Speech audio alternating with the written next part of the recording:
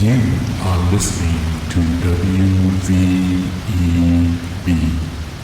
Truthsharks Radio.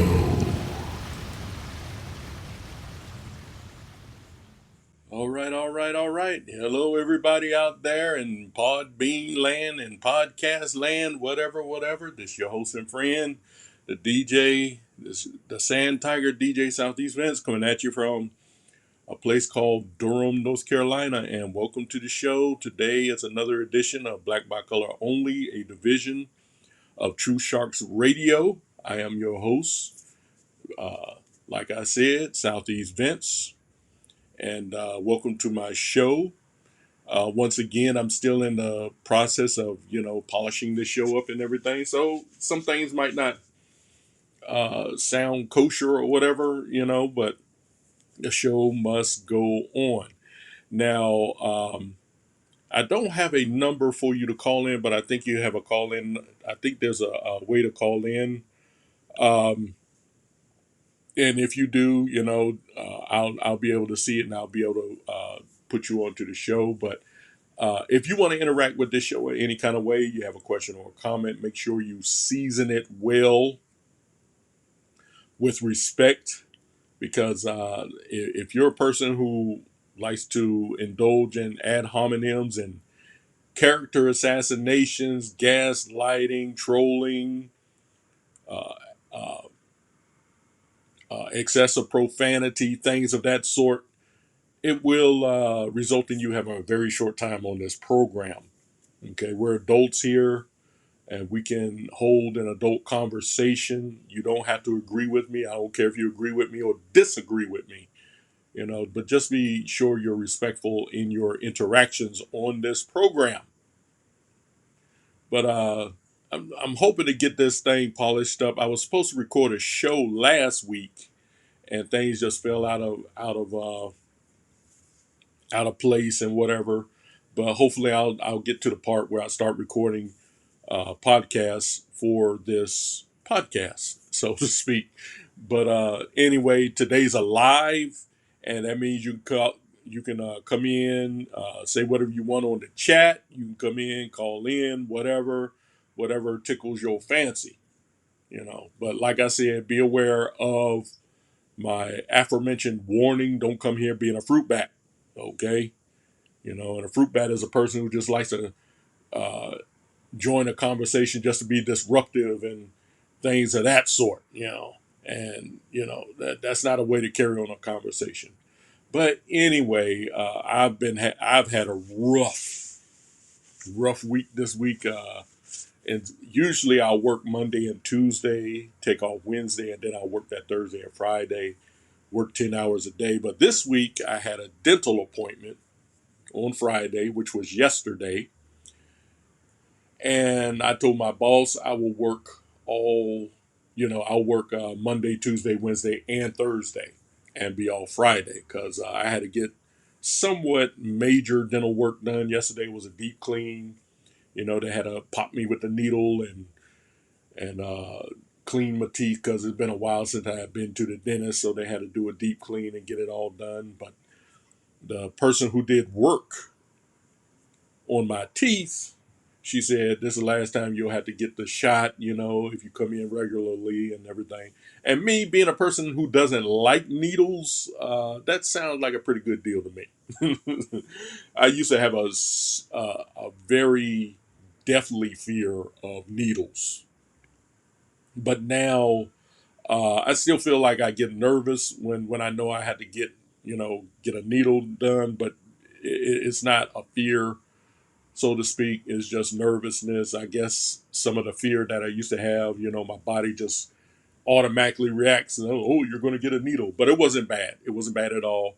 The horror stories that you hear about going to the dentist, there might be some unconventional ones out there, that might not know what they're doing, but the one I go to, they seem to know what they're doing and they do a pretty good job. So, but anyway, it was my visit to the dentist that is going to kind of help me segue into what I want to say right now. One of the things that really annoys me, really, really annoys me, is people who think that because I'm black, that I'm going to uh, fall in line with liberal, mainstream liberal black America. What do I mean when I say that? People think that because I'm black, they can say anything about. Well, let me just give you an example. You know, Donald Trump, and people think because I'm black, I'm going to think like most other black people in this country think about Donald Trump, and that's that he's a racist and he's not a good president and everything and stuff like that. And people think that because I'm black, I think just like they do.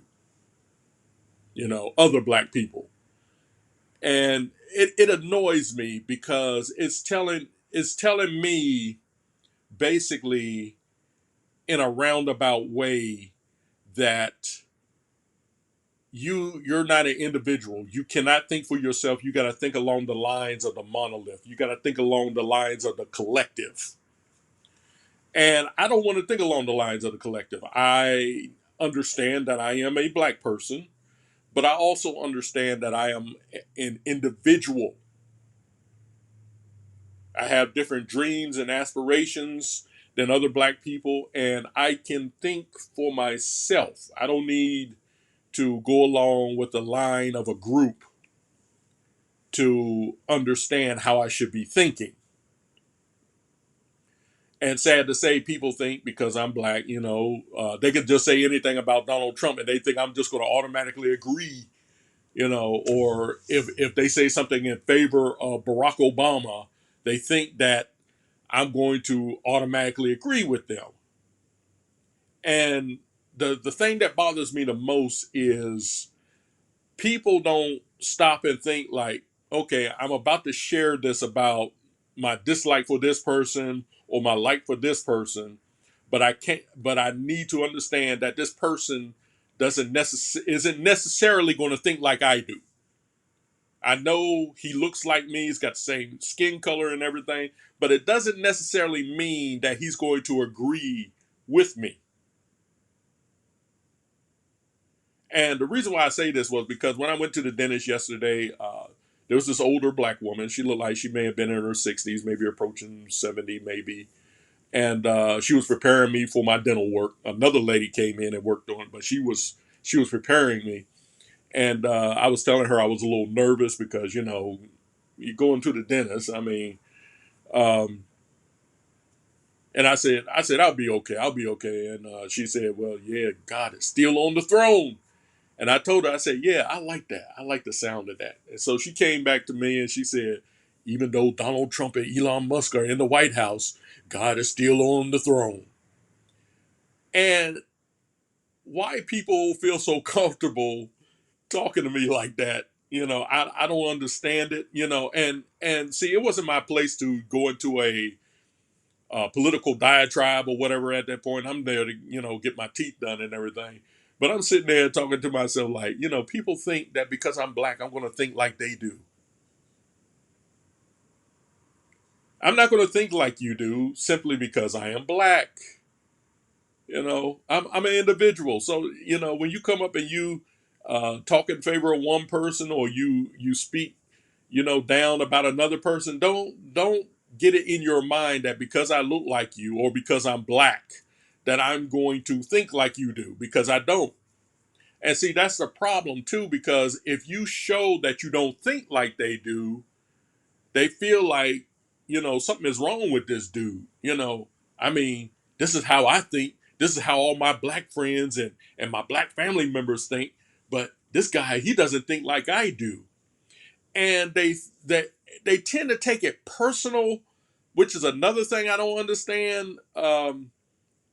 I mean, you can get into a debate with somebody, but it's almost like they take it personal, like you've insulted them because you don't think like they do. And one of the things that I try to strive for is not to be like everybody else. When I was a kid, I didn't like being like everybody else. I didn't like when they talk about, oh, this is the style. I didn't care about style or anything like that. I just wanted to be who I was. And a lot of people, they feel like, well, you can't be who you are because this is the way things are. And see, I don't like that mode of thinking. And there have been times, don't get me wrong, there have been times I wanted to try to be like somebody else to be more acceptable and everything. But for the most part, I was never a person who wanted to follow the crowd. I always wanted to be unique. I wanted to stand out, even though I don't like attention on me, so to speak. But I always wanted to stand out from the crowd. I'm like, going along with the crowd is too easy. It's way too easy to go along with the crowd. And you got so many people who want to follow the crowd. And it's like a old proverb that I heard one time, and it goes like this: to get nowhere fast, just follow the crowd. And I just don't like to follow the crowd because I like to think for myself.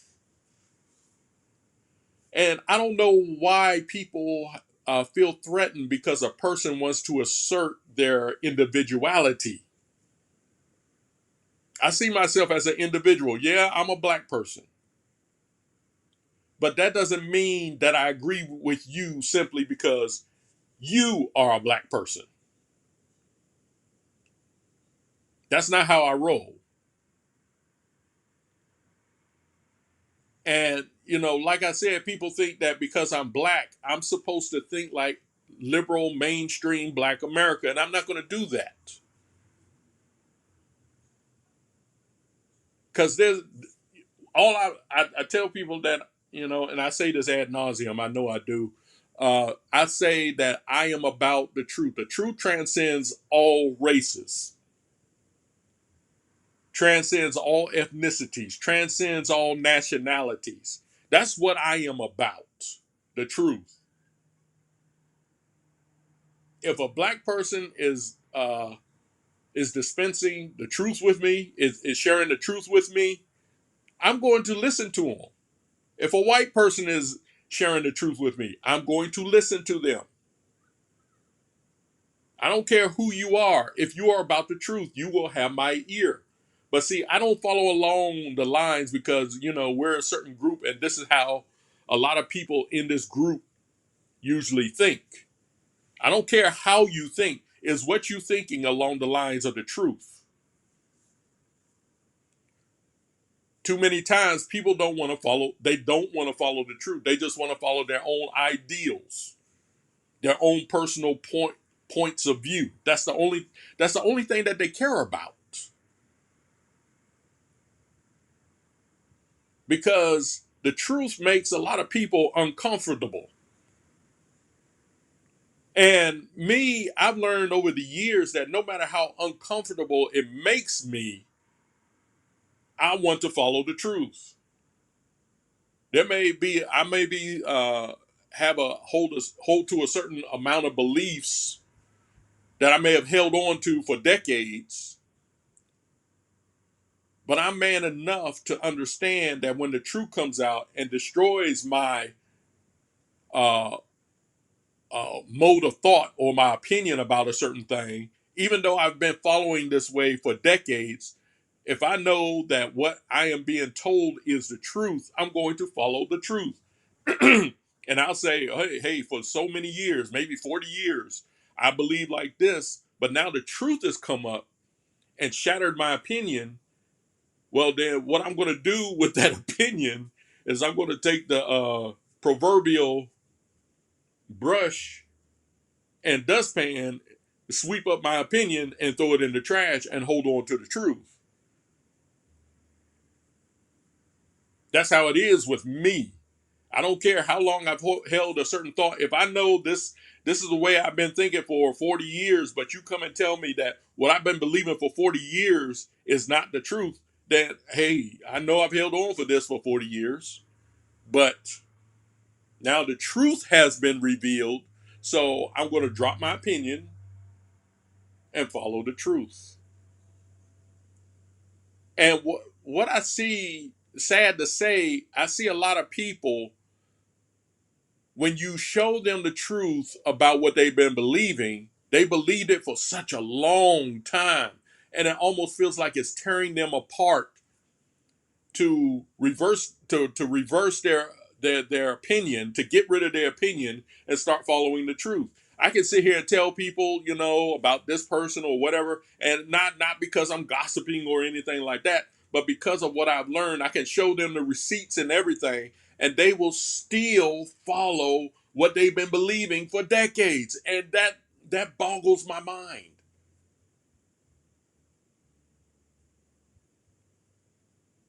They won't look into it. They won't say, "Hey, I hear you. Let me go and check this out." It really does boggle my mind when people are like that. And really, I'm at a loss to explain why people are like that.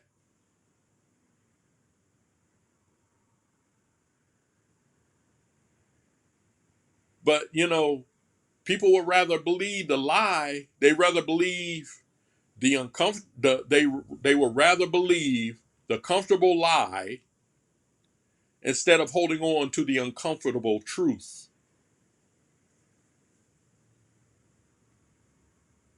But that really gets me sometimes. And then you have these people, they get up here, they act like they talk for, like they're the black spokesman.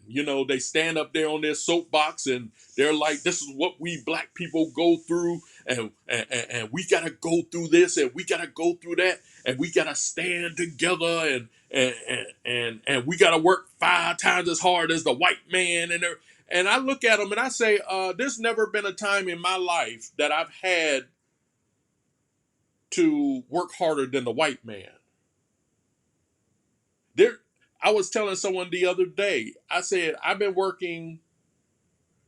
I've basically been in the work field for 40 years. This year will be 40 years. I started really entering the workforce about 40 years ago, 1985, summer of 1985. I was working in a grocery warehouse called Marlin's in Washington D.C., Northeast D.C., not far from Gallaudet College, and that was my first job. But from that time till now, I cannot point to any time where I failed to get a job because they wanted the white, that they chose the white person ahead of me. Not one time.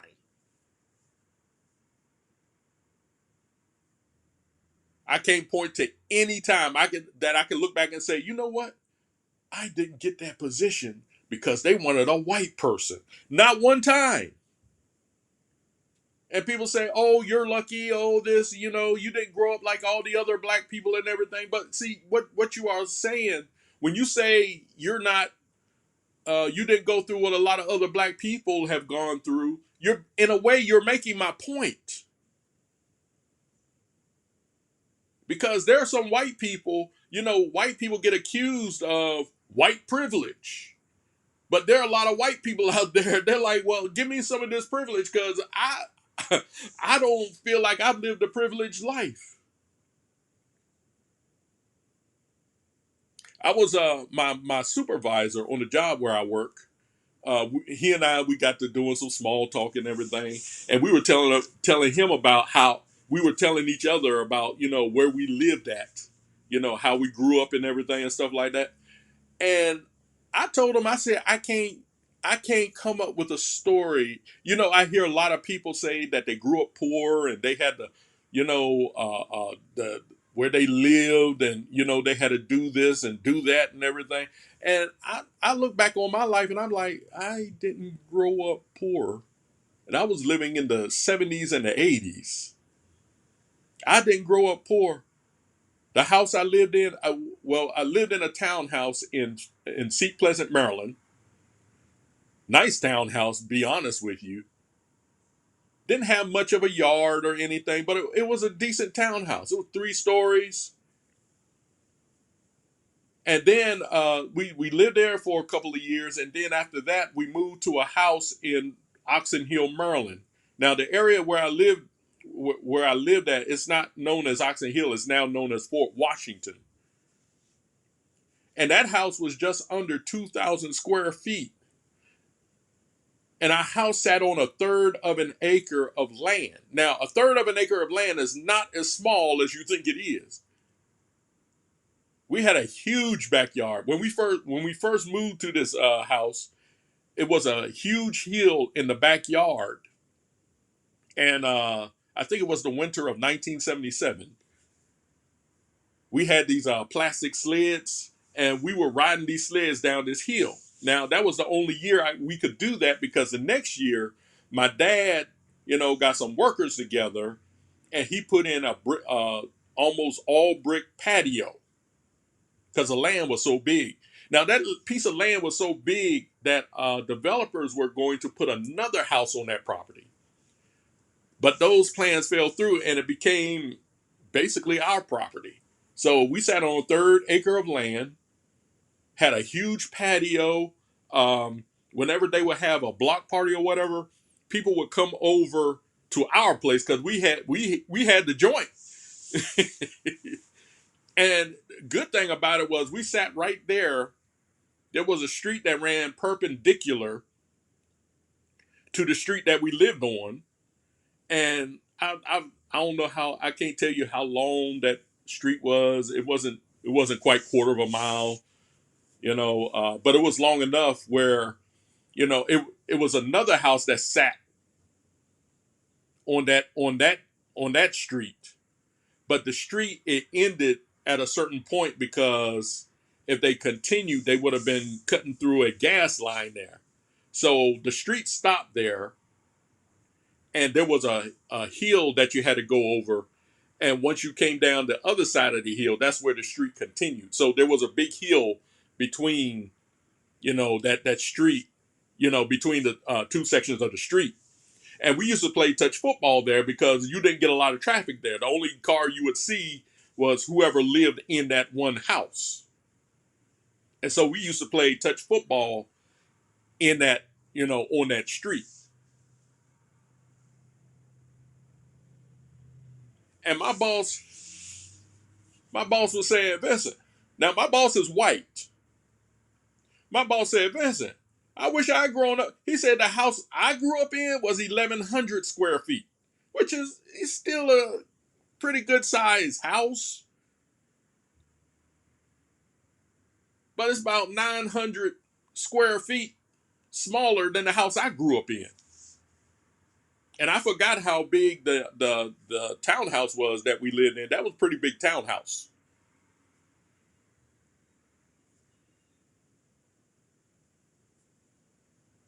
But I hear people talk about white privilege all the time. And, we black people, we have to work 10 times as hard as a white person to get ahead. And I'm like, give me an example. Give me an example where this happens.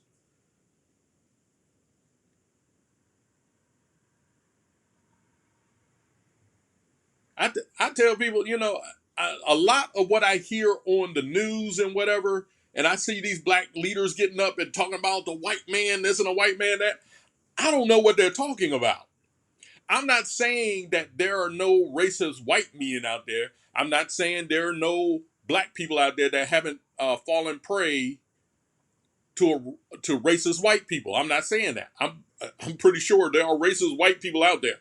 For me to say that I don't believe there are racist white people in this country, that would be dishonest. Really, I'd say that would be stupid for me to say that.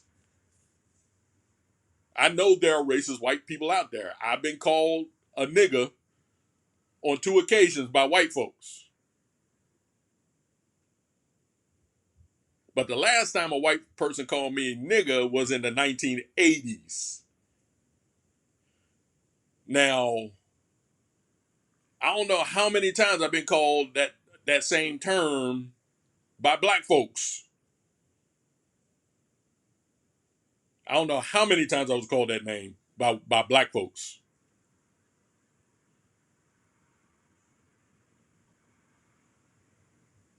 But when I was coming up in school, even the white folks were telling me, Vincent, you smart, you smart. And I've shared this story before. When I was in the first grade, I was reading on a third grade reading level. I was out reading the black students and the white students. And here's the kicker too. There were other black kids that I grew up with in school, classmates of mine, who were smarter than I was. And even some of them came up to me and said, "Vincent, you smart. You're a smart person. And I don't get all into how smart you are and all that that crazy mess and everything. I don't get caught up in that. Like, yeah, I'm a smart person. I really don't care about that. But people would they Vincent, you smart.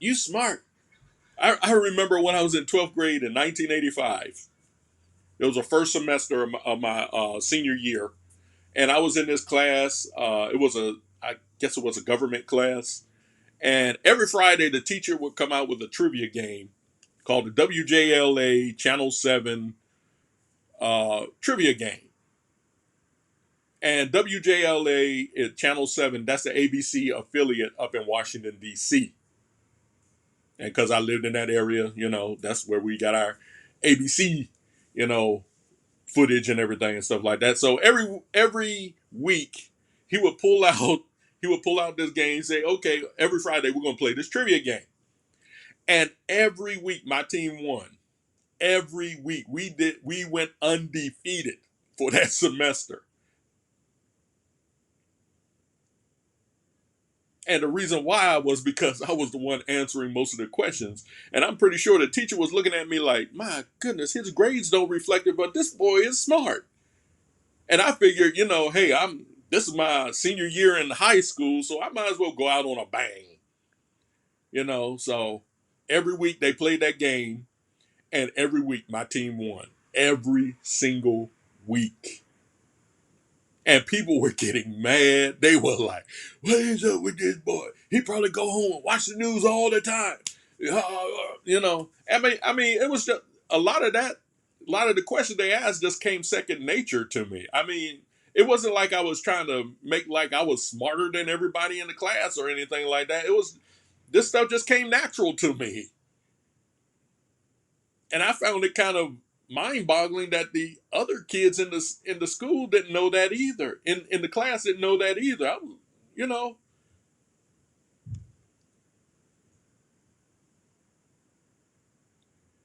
But when I hear people say you have to work as hard or 10 times as hard as the white man, where do you get that from? I mean, give me the receipts on that. Where do you get that mentality from?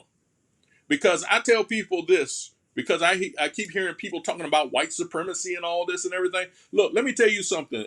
There is no white man who is superior to me. I'm not superior to I am not inferior to anyone. The same qualifications you have for the white man, I want to meet those same qualifications myself. I don't want you giving me a leg up anywhere. I don't want you to give me a grade me on the curve. I don't want to get a head start. I want to meet the same qualifications everyone else does. And see, when you sit there and you say that, we need a leg up because the white man's always going to win and whatever, you're telling me that whatever accomplishment I make is because someone had to give me a leg up because I'm black. And to me, that is racist. You're telling me because I'm a black person and I live in this country,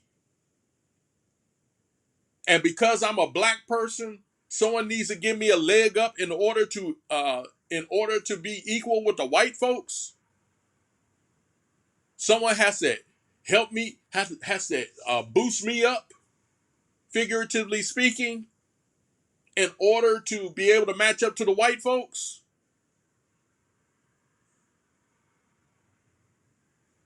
That's racist. You're telling me because I'm black, I'm at a disadvantage to the white folks.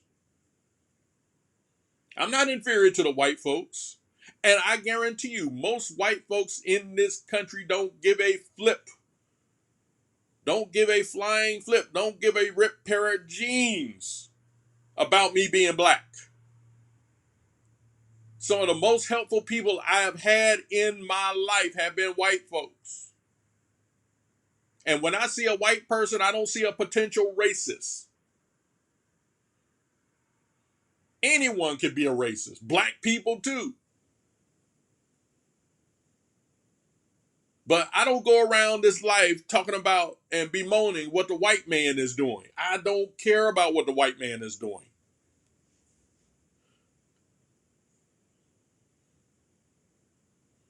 And when I talk like this, a lot of black people feel like I've slighted them, like I've insulted them. They take it personal. What do you mean, though? The white man ain't holding you back. He isn't holding me back. I can't point to one instance where I've been held back by a white man. Not one time.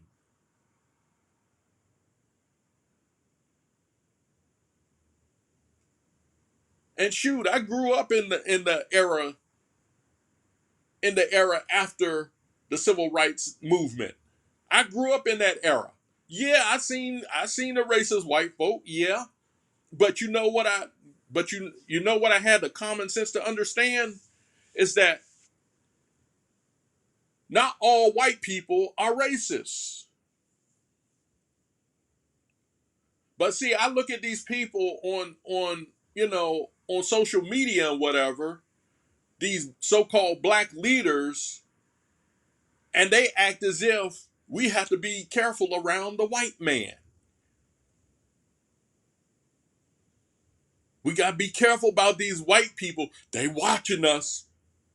You got to be careful because the white man, he's always watching us and they always looking for an opportunity to accuse us of something, to stereotype us. And see, here's the problem I have with that.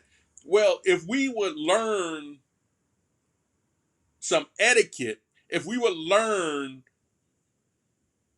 some respect to so-called to pretty much take pride in ourselves, make ourselves respectable, we won't have to worry about the white man looking at us and describing us using some type of stereotype.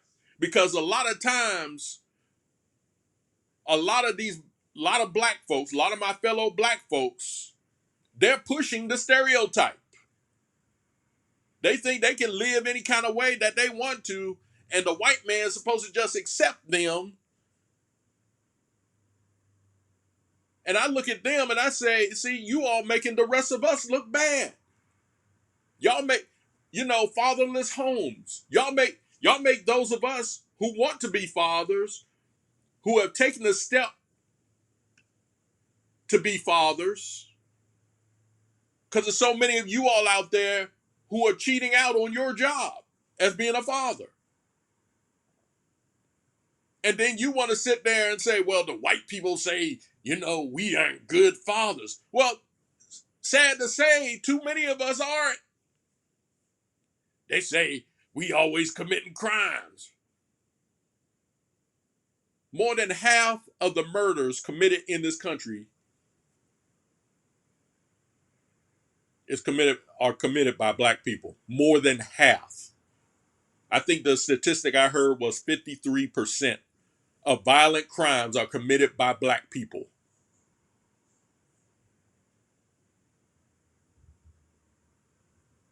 We want to talk about how white people rape black people, but that was back in the day. How many white people rape black people today compared to how many black people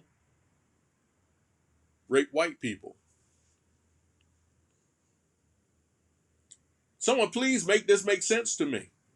We always want to whine about something that happened to us 60 years ago. And we act as if that is still going on today. And it is not.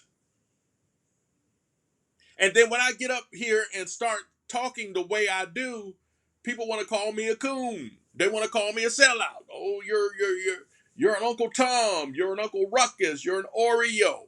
Using all them terms that that white racists use against black people, but now you feel like you can use it to describe black people who don't think like you do. Someone please Help me to make that make sense.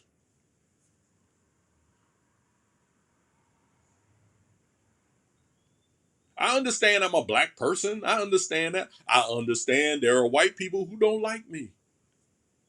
I understand that. But that's the world we live in. One of the things I used to hate about the NFL was, you watch a game, someone scores a touchdown, and at the end of the end zone, you see stop racism. You're not going to stop racism.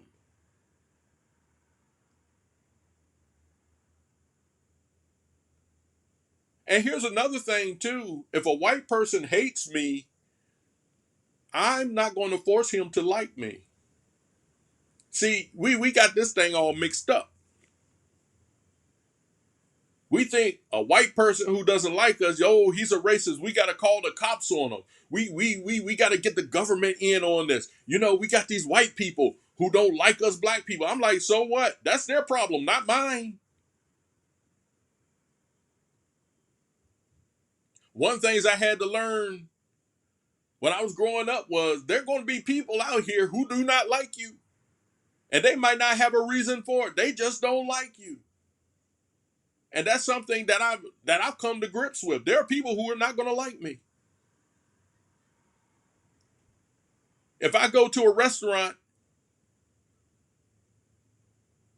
and it's a white establishment and they come in there and they say, we don't want your kind in here. What kind are you talking about? You niggas. I'll be like, okay, well, I'll just go to a restaurant that will accept me. But you know what? If anyone comes and asks me about that restaurant again, I'll tell them, hey, I went to that restaurant. They don't like black people over there, so don't go to that restaurant. But I know some where you can go to that accept you. I'm not going to call the government or call the police and say, oh, he didn't accept me. He said he doesn't like black people. Nah, that's it. Like I said, that's his problem. Let him go on hating. Because you coming in and charging him with racism or hate crime, which they'll probably call that a hate crime, which it isn't. That's that man's establishment. He can accept whoever he wants to. You're going to force him. You're going to force him to accept me when I come to that restaurant. I don't think I want to eat that food when I go in there. He might say, yeah, black people want to come in my restaurant. You're going to force me? Okay. I'm going to add a little secret ingredient to your shrimp cocktail. I'm not trying to force anyone to like me. I don't care who you are. You don't like me? Hey, that's your problem, not mine.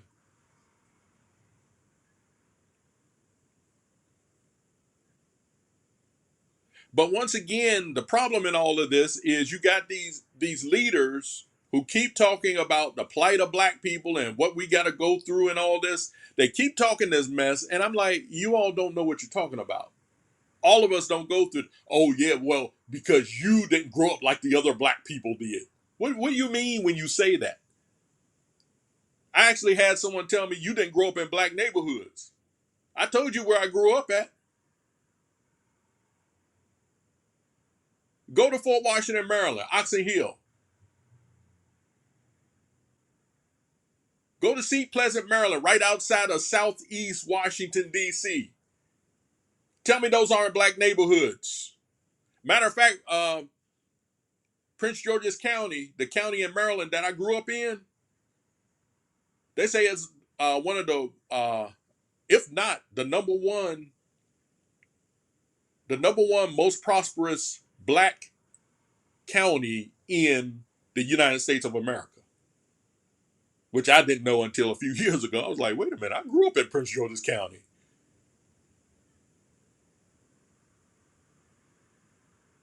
I was taking my wife last year. I had my stepbrother passed away, and I was taking my wife around the stomping grounds where I used to live and everything.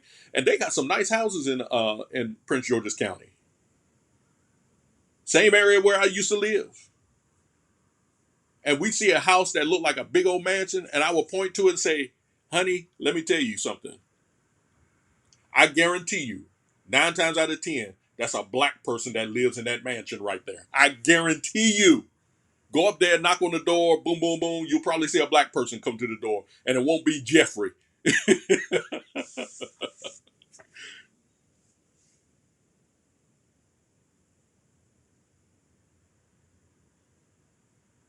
One of the largest black counties in America. Well, let me say this: it probably has more black millionaires than any other county in the United States. That's probably what I meant to say. And they're right along with some county in California or something like that. But if you want to see a concentration of black millionaires in the United States, all you have to do is go to Prince George's County. So when people tell me, "Oh, you didn't grow up like the other black people did," okay, well, once again, you're making my point. There are white people that don't grow up like other white people. And by the way, when you want to sit there and talk about, white man this and white man that, guess who's more successful than the white folks? The Asians, the Indians, the Chinese, the Japanese. I might even could put the Filipinos in that.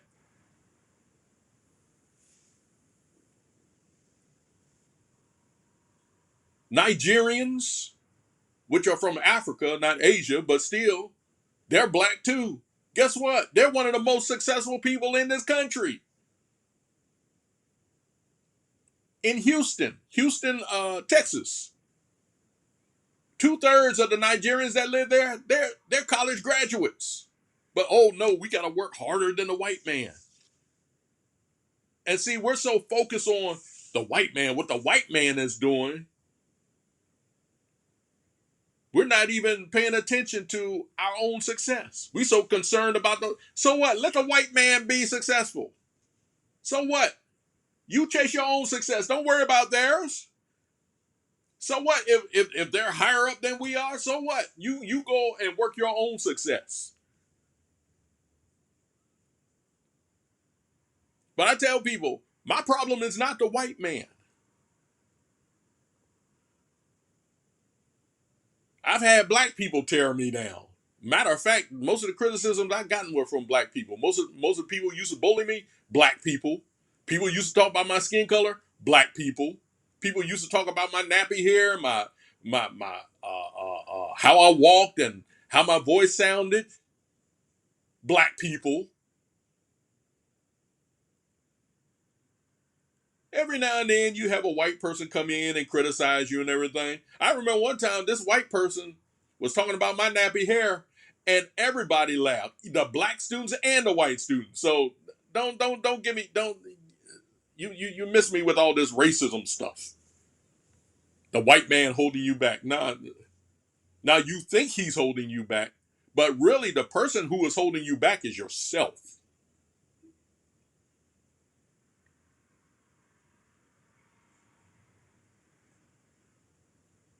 And the thing that gets me too is how these people they get so offended when a black person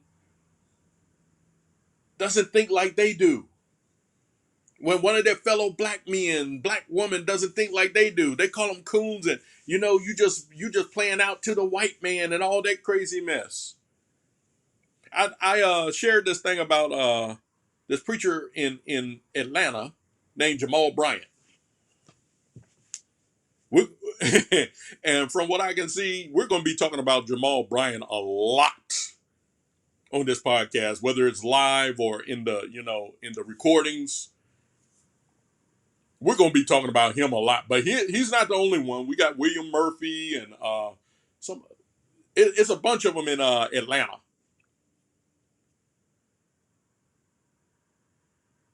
Atlanta seems to be liberal black central in this country right now.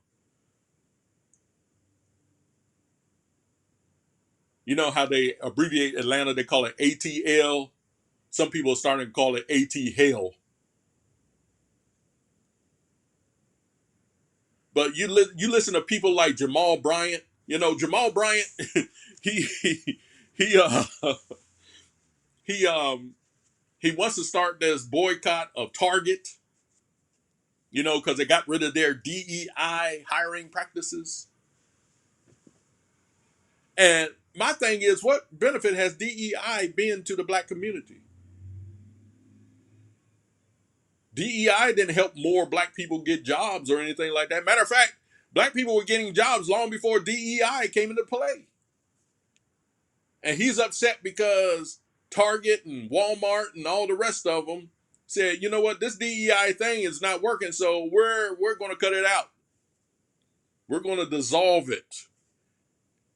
And he and his fellow black ministers, they're upset at that.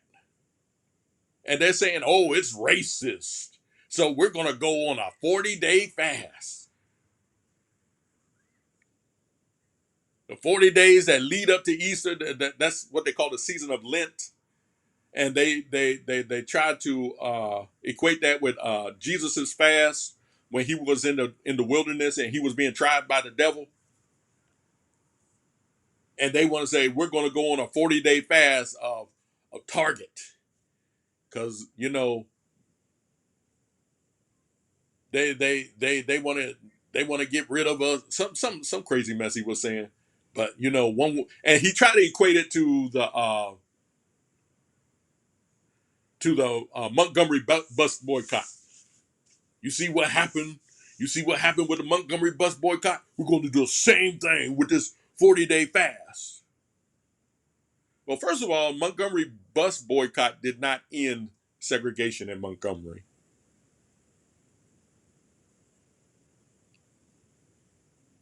It didn't.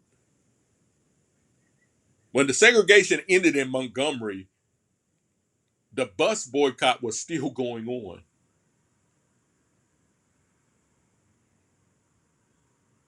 I'm not going to go into its detail right now. Maybe I should, but I'm not going to go into the detail right now. But look up Browder versus Gale, 1956. Browder versus Gale. Look up that case. That's what ended segregation in Montgomery. And you know what? Even though they ended segregation by the early 1960s, black people were back to standing in the back of the bus, sitting in the back of the bus because they were afraid of the white folks.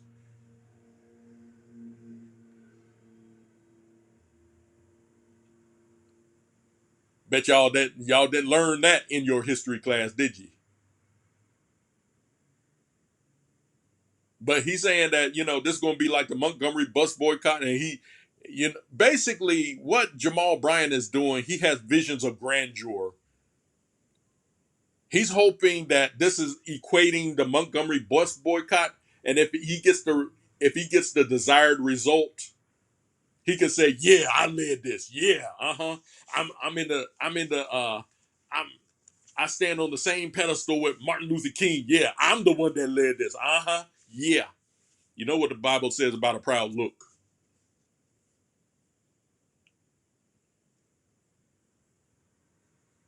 And even yesterday, February 28th, I think Al Sharpton and a whole bunch of other leaders, they wanted black folks to abstain from shopping at Walmart, Target, all them places for 24 hours. They mentioned Amazon. They said don't go to no fast food restaurant, don't get no gas and everything. And I made it up in my mind. I was like, oh, really? So yesterday I went and got my teeth done. Had a pretty good time. I got out there. I said, let me go wash the clothes, because usually I wash the clothes on Wednesday on my days off, on my Wednesdays off, but I didn't have Wednesday off this week, so had to push that up till yesterday. So did the laundry, went to Target, got some groceries. Then I went to Sam's, which is a division of Walmart, got something there, got some gas at Sam's. And at home, I actually ordered something from Walmart. I was like, Russell, you don't tell me You don't tell me where I can shop and where I can't shop. And Jamal Bryant is supposed to be a preacher of the gospel. He does not preach the gospel. He preaches civil rights. He does not preach the gospel. What Jamal Bryant does is he picks a scripture out of the Bible and he effectively weaves it into some type of social justice cause.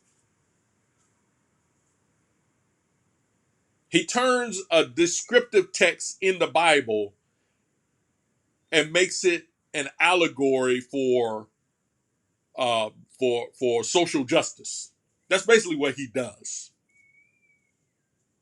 And like I said, y'all gonna hear a lot about Jamal Bryant on here. And I just want you all to listen to this clip. I'm gonna pull this clip up. I want you all to listen to the idiocy. Now, this is a man who's supposed to be preaching the gospel. So y'all been let me take it back a bit. Praying for me all week. You've been nervous all week, but I ain't afraid of the spooks that sat at the door. You ain't afraid of the spook that sat next to the door? Why would you need to be afraid of the spook that sat next to the door? There's no way he read that book. These runaway slaves hiding in the White House.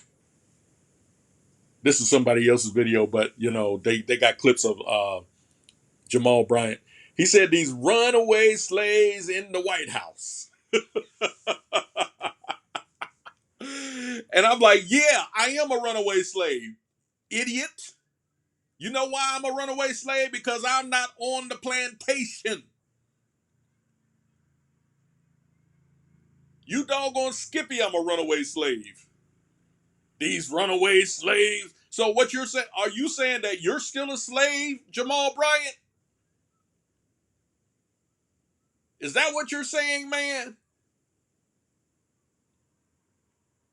These runaway slaves in the White House, and he up there, and oh yeah. Yeah, I am a runaway slave. Thank you. You finally get it. You're the slave, not me.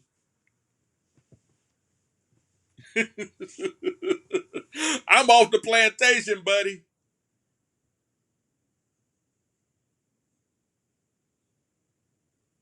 During the era of slavery, there were slaves that escaped the plantation, but most of them stayed behind. Matter of fact, Harriet Tubman, when she instituted the Underground Railroad, she was like, you know, I was able to help certain number of blacks to escape slavery, and there were so many more that I could have helped if only they knew that they were slaves. I didn't say that verbatim, but that's what I'm saying. Well, that's basically what she said in so many words.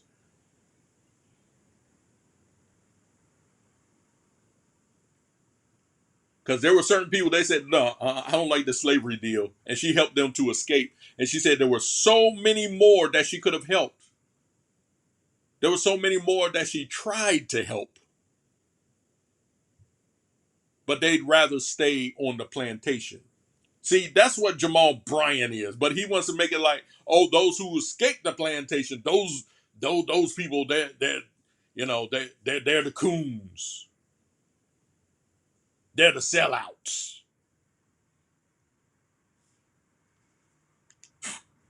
So, Pastor Brian, if the black folk that went to the White House are runaway slaves, one, what are they running from? The Democratic plantation. Hello. And two, if you're trying to imply that Trump is a racist, why would runaway slaves hide in the White House with a racist? Hello. Are you trying to say you're not a runaway slave because you still with the Democrats? Yeah, I don't think you thought this through. Y'all been praying for me all week. You've been nervous all week, but I ain't afraid of the spooks that sat at the door. Ain't no one afraid of you, Jamal. Ain't no one trying to intimidate you, Jamal. Who's afraid of you, Jamal? Tell me, who's afraid of you? Man, get out of here with that mess. But my man made a point. He said, if we're runaway slaves, what are we running away from? Are you saying that you're still on the Democrat plantation? Yeah, you're the one on the plantation. And those of us who want to think for ourselves, who don't want somebody else to do the thinking for us, we're the ones that have escaped the plantation. But you go on with your rhetoric though, Jamal. Go right on, because you're the gift that keeps on giving. Like I said, we'll probably hear a lot more about Jamal Bryant on this show in the future, because Jamal Bryant is a treasure trove of the nonsense that goes on in the black community, and not just in the black community, but in the black church. And I'm very hesitant to call his organization a church. Because, like I said, in a church, you preach the gospel, and the gospel is something he does not preach.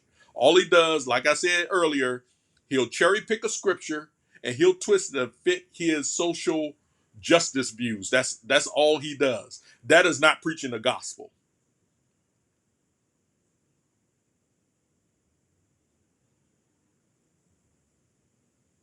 But it's people like this that yeah, I will say they annoy me. They really do.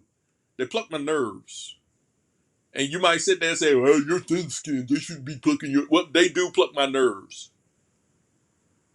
Because they get up here and they talk like they talk for all of us. I ain't got no problem with shopping at Target or Walmart and the rest of them. And you know what I saw when I went to Target yesterday? Black people in there working. They have jobs in Target. So you mean to tell me you want to disrupt the finances of Target when there are black people that work there? Probably mostly black people at the ones that I go to, Target and Walmart. I personally know at least one person that works at Target and a person that works in Walmart. And they both black.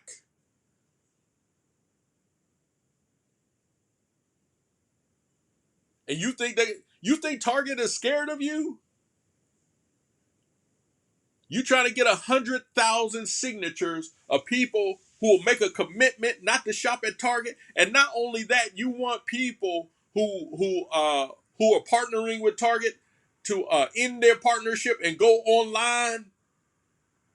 Now, if you're listening to Jamal Bryant and you listening to a thing he says, you are the biggest fool ever. He's talking about your business isn't going to go under. But says who? Oh, you doing that declaring and decreeing garbage in the word faith movement. That's what you're doing. And I'm willing to wonder. I'm willing to find out, be a fly on the wall, to see how many of these people who are listening to Jamal Bryant and they're cheering him on. I want to know how many of those people actually will do what he said he wants them to do. Because they might be like, yeah, Jamal, I hear you. Yeah, amen, hallelujah, man. I ain't taking my business out of it. Shoot, what you talking about? I ain't taking... Yeah, go ahead, Jamal. Yeah, we hear you, man. I ain't taking my business out of there. Shoot. And let's say their business does go under. Jamal, you going to help them out? Now, I don't want to hear this decreeing and declaring garbage. Are you going to help them out if their business goes under because they sever their ties with Target? Are you going to help them out? Are you going to apologize to them and say, hey, you know what? Maybe I was wrong in this. Maybe Now you telling them to burn them bridges. Burn them bridges.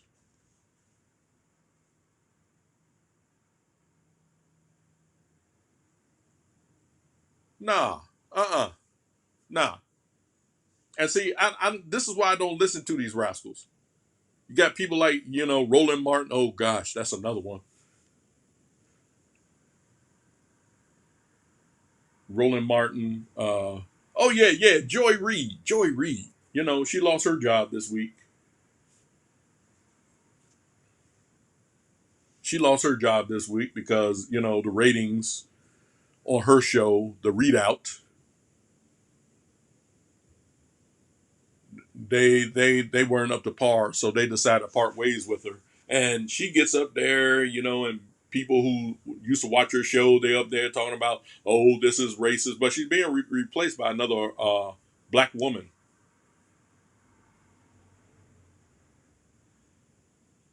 What's her name? Simone Sanders, the big bald headed lady.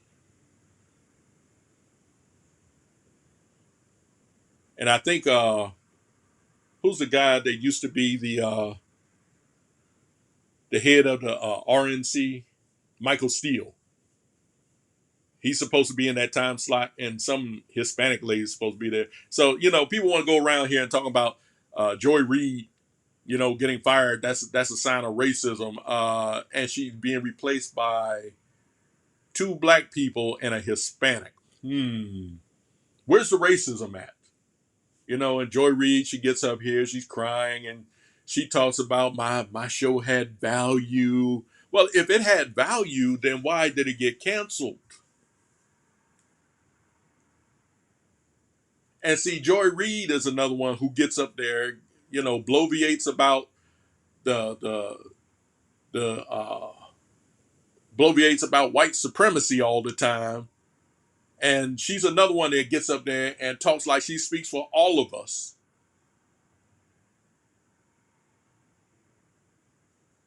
And if you were to tell her that you don't speak for me, Joy, well, I do speak for you. You just don't understand it. No, I know you don't speak for me because, see, I can look at my life. See, you don't know me. You don't know me from the hole in the ground. And you can't sit there and tell me that you're speaking for me because I can tell you a lot of what you say, 99% of what you talk about on your program, and any of the rest of these rascals talk about, I guarantee you I've never experienced it. And you can say I'm growing up in a vacuum or I'm lucky, I don't believe in luck. And that you know, you gotta understand, you gotta grow up in these black neighborhoods, you don't grow up in the black areas and everything. You can say all that all you want to. Gaslight me all you want to.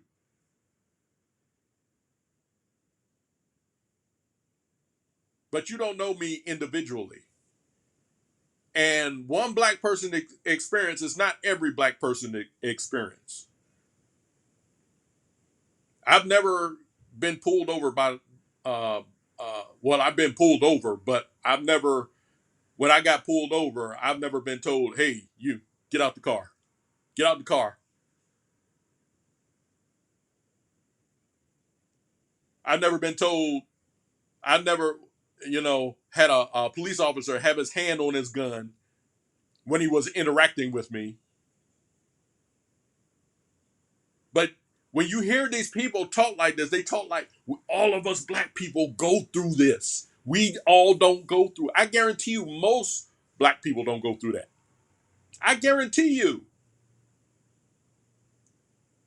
And see, I don't know everyone's experience with the police or anything like that, but I'm willing to believe.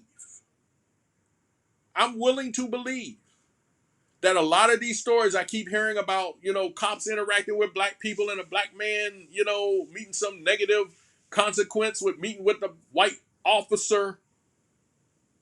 I'm willing to believe that a lot of these stories are made up.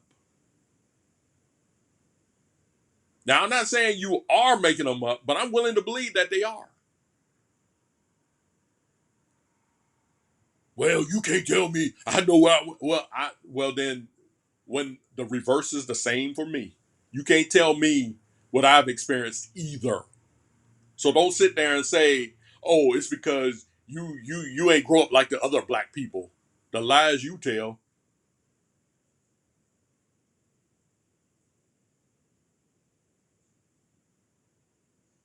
The lies you tell. When I lived in Fort Washington, Maryland, I lived on a street called Ramsgate Place.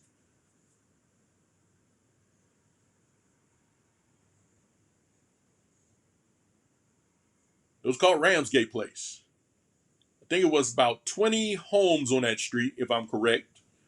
And all but one of them homes was owned by a black person. All of those homes were owned by a black person. Our next door neighbors were white.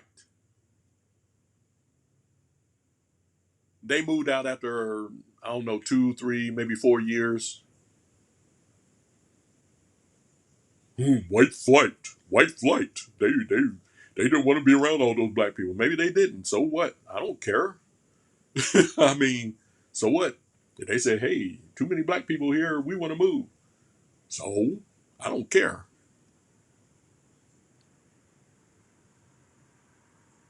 But for most of the time that we lived in that house on Ramsgate Place in Fort Washington, Maryland,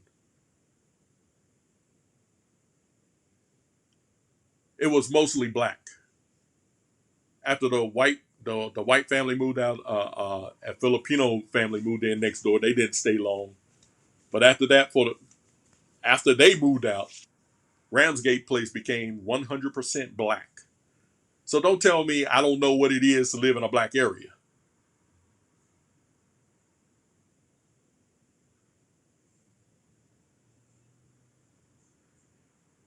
Yes, I live with a black family on a black street in Prince George's County, Maryland. House almost 2,000 square feet,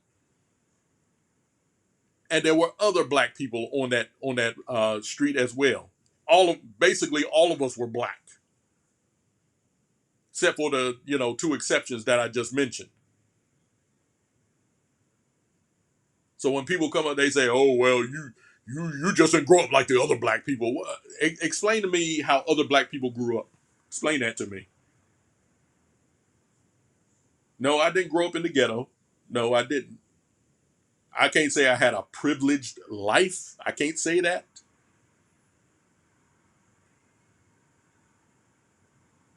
But I'll tell you this: every Christmas, we had something up under that tree. Even there were a couple of Christmases I was like, we ain't gonna get nothing. Those turned out to be some of the best Christmases we had. Well, I didn't expect us to get nothing, to get anything. Every Christmas, had a bunch of gifts under that tree. Black family.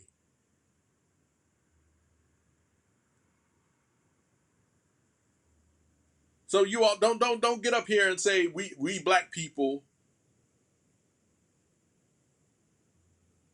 I hear these people, when the government does something and they say it's going to affect the poor, then these black leaders get up, they just don't want black people to get ahead. Black people aren't the only poor people in this country. You do understand that, right? There are poor white people. There are poor Asian people. There are poor Hispanic people. Every ethnic group that lives in this country, I can guarantee you, at one time or another, they understand they had to go through poverty.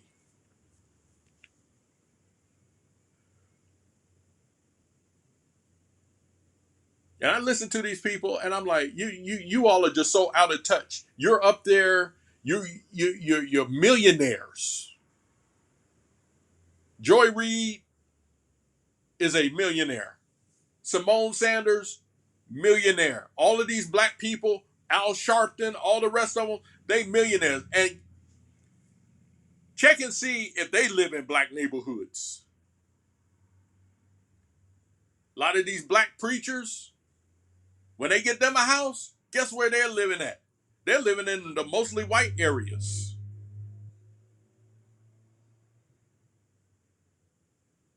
And these rascals, they get up here, they got $1 million contracts. The rest of us making $50,000, $30,000 a year, having some of us living paycheck to paycheck. And you want to get up here and talk about, they don't care about us us black people in it, and here you are, you're a millionaire. When Colin Kaepernick, did his thing back in 2016, and he talked about this country oppresses black people, and someone said, wait a minute, Colin, whoa, hold up, buddy. Hold up, buddy.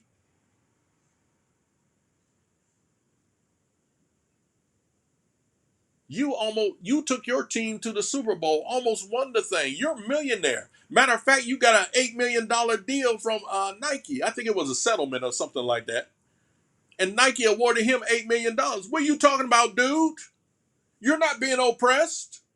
And he wants to make the same. Oh well, I know I'm not being oppressed, but other black people are.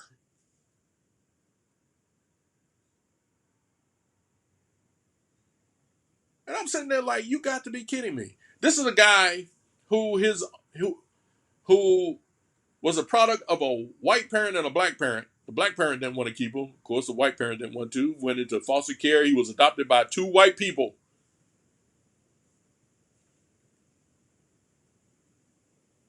They raised him. I forgot the school. Did he go to Stanford, if I'm correct? Stanford, which is not a cheap place to go to. Ended up in the NFL, became starting quarterback of the 49ers, went to the Super Bowl, almost won the Super Bowl. And you want to sit up here and talk about the United States oppresses black people? And you want to get up there with your pig socks on, referring to the cops, and your Kunta Kinte shirt on? You don't know a thing first about Kunta Kinte? And you want to get up there and stand on your soapbox and talk about we black people are being oppressed? And here's your little butt, you're a millionaire.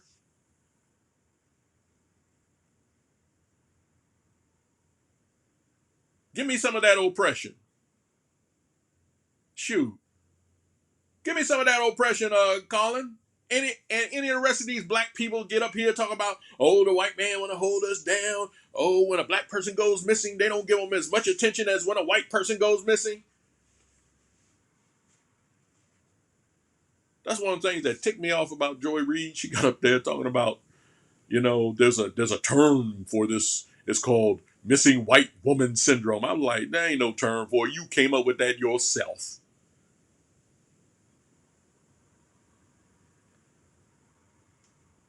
Don't hand me that.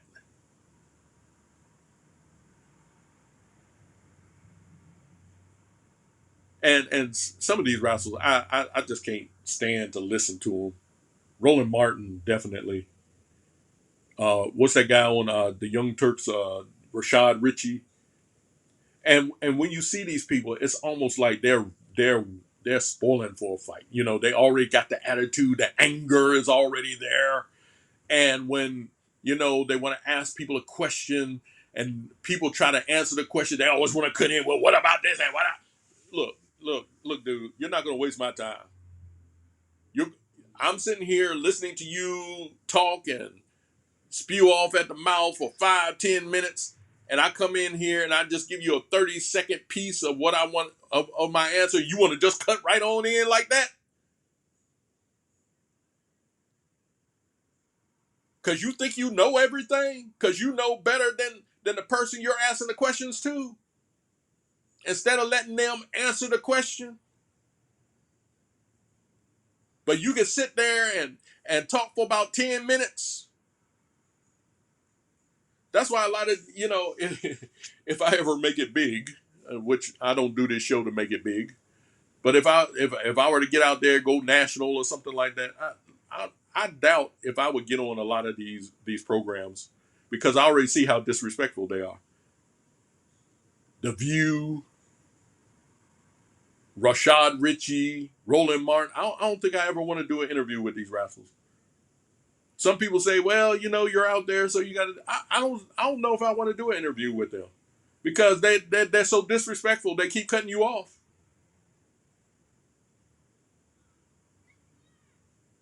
And don't be a black person who don't think like them. Oh man, they save a special type of rage for you. They think white people are the nasty pond. They think that black conservatives black conservative Christians are the scum on that pond. They really have a special hatred for you because you yous don't think like the rest of us. We's want to please the massa, but you don't want to please the massa. So we's don't like you.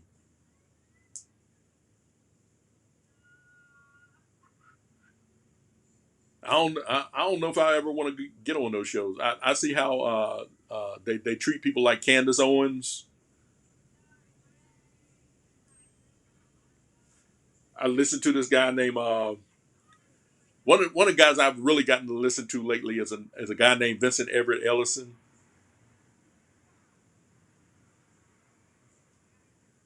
He had a book that came out called the Iron Triangle. I would advise you. I would recommend that book to you. Just check it out.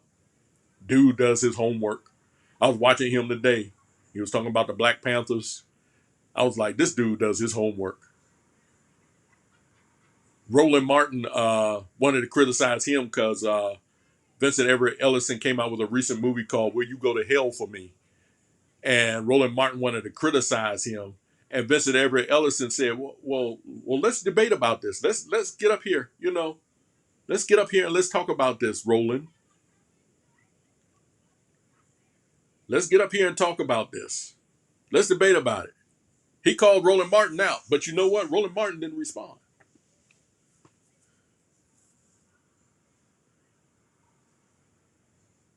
Roland Martin didn't respond because Roland Martin, he just liked to sit there and talk, talk, talk, talk, talk. But when someone calls him out, he wants to hide somewhere. He started calling Roland Martin Rolanda. He said, "Come on, let's talk." Now, see me. If someone came up to me and they said, "Well, Vincent, let's debate. Let's debate." I'll get up and debate with you, but I'm not just going to come on there for you to just disrespect me. I'm not going to do that.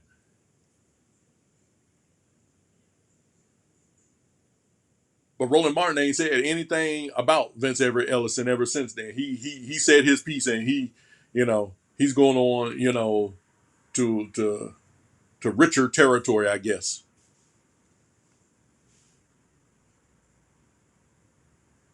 Because Roland Martin didn't want to smoke because Vincent Everett Ellison he don't take down for anybody.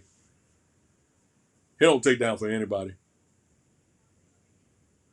And would to God other black men were like Vincent Everett Ellison.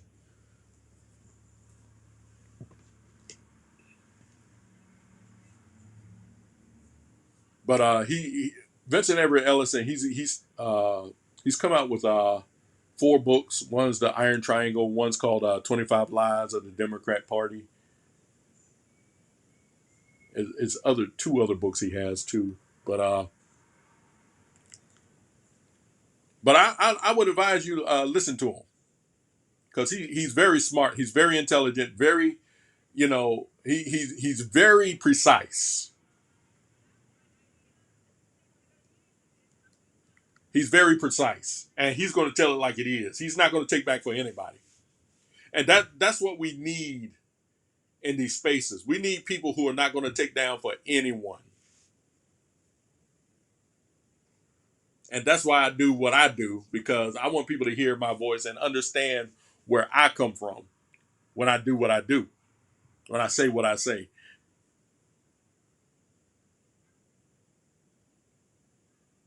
And basically, when I do this program, I want to lead beyond the shadow of a doubt. I want people to know beyond the shadow of a doubt what I'm about, what I believe in, and everything. I'm not going to talk around the bush. I'm not going to dance like Michael Jackson or anything like that. I'm going to tell you straight up. This is what I believe. And see, this is my space right here, so I can say whatever I want to. You may not agree with me. That's fine. Like I said before, that is fine if you don't think like I do. That's fine.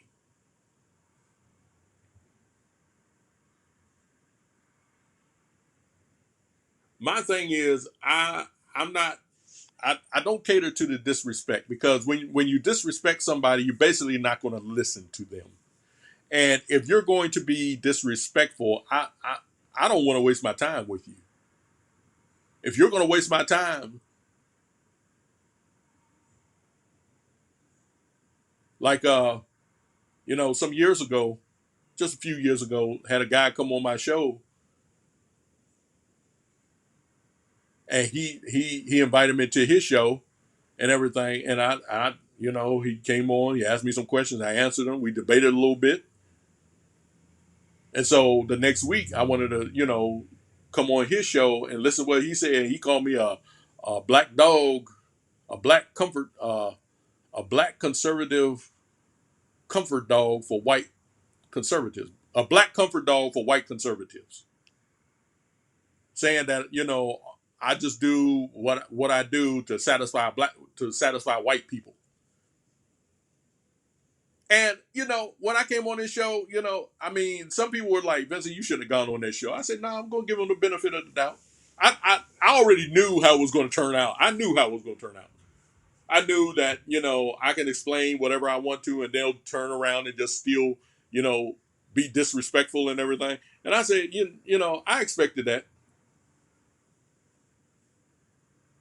And I listened to them, and these black comfort dogs for white Republicans and white conservatives, talking about how shallow we are and everything like that. I'm saying, you're describing yourself. You're describing yourself. And then he said he wanted to come on my show, but I had to do certain things for it. I said, no, this is my program, dude. You don't tell me what to do on my program. I didn't tell you what to do on yours. And he said I disrespected him and stabbed him. And I said, I didn't stab you in the back. I said, if anyone got stabbed in the back, it was me. But see, the thing about me was I expected it. And then next thing you know, I look up and, they canceled his show on Blog Talk Radio, kicked him off. I didn't want that to happen, but, hey, it is what it is. And if you all hear a dog barking in the background, my neighbor's got this dog. I'm not too fond of the dog, and the dog is always barking, you know. But that's what you hear in the background. So, but yeah, but I understand. Look, I've been walking this way for close to 40 years, and I understand what to expect when I come across these these black nationalists, these liberal uh, black folks and everything. I understand, and when I come into a conversation or a debate with them, I'm not ignorant to what they're about.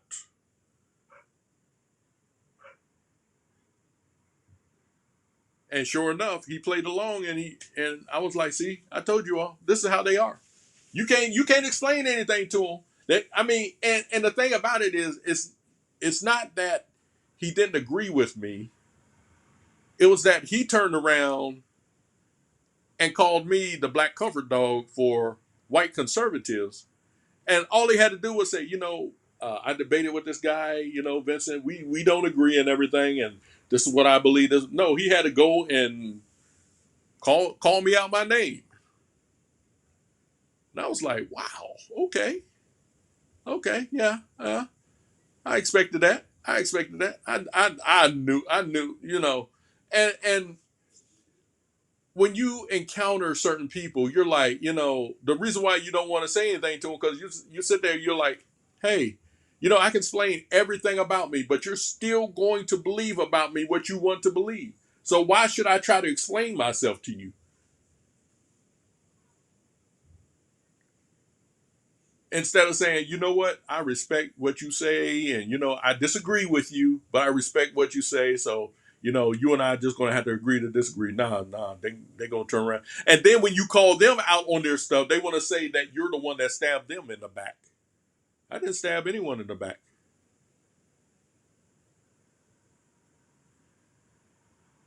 Said I betrayed him, and he gets up saying, yeah, I treated you with respect when you came on my show. I was like, yeah, you did. But then when I left your show and I came to your show the following week, you're over here calling me all these names and everything. And I'm like, dude, really? But like I said, I wasn't surprised. I wasn't surprised. Other people had told me about him. I listened to other people's reactions with him. And, I would go on other shows. Sometimes I would just pop up on certain shows and then he shows up. I'm like, well, no.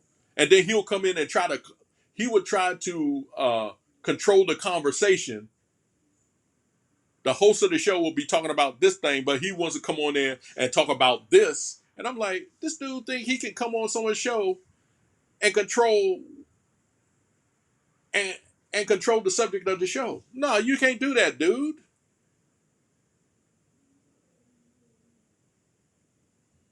And so he said he did a show about me and everything. He said, I hope you enjoyed the show. Because I know he was gonna say something about it. I said, man, I ain't got no time for you, dude. I said, I already know about you. You already showed me everything I need to know about you. I don't need to come on your show because you're disrespectful.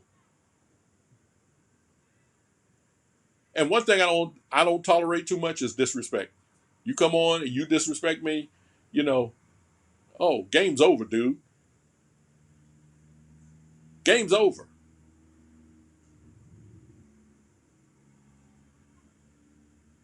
But basically, I got a few more minutes on here.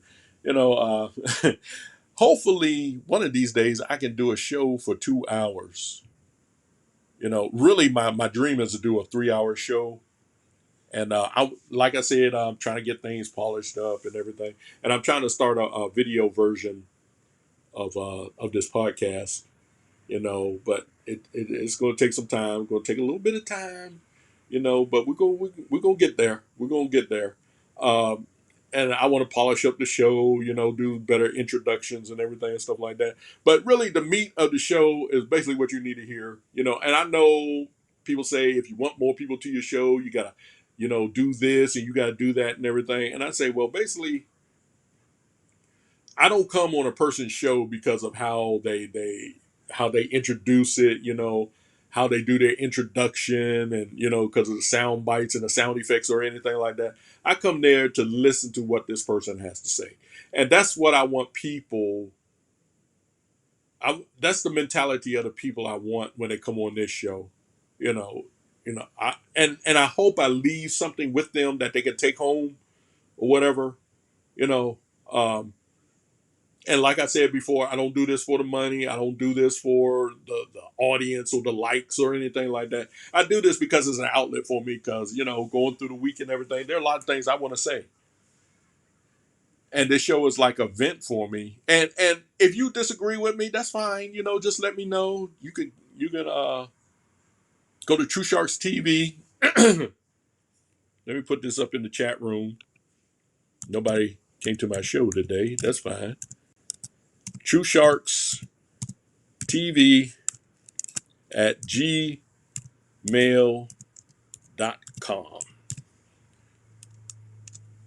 Just go there.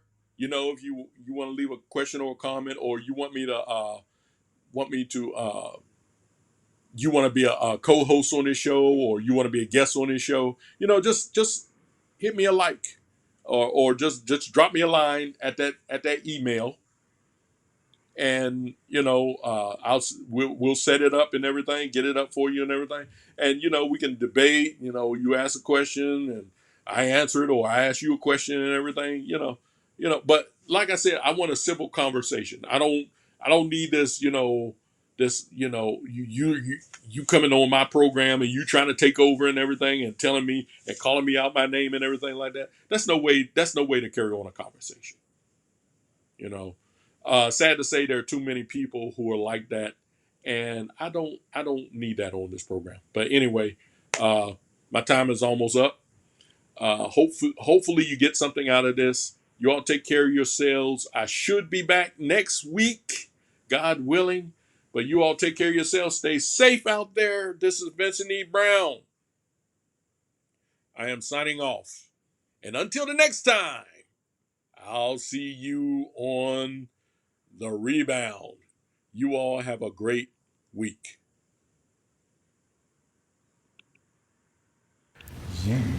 listening to WVEB Truthsharks Radio.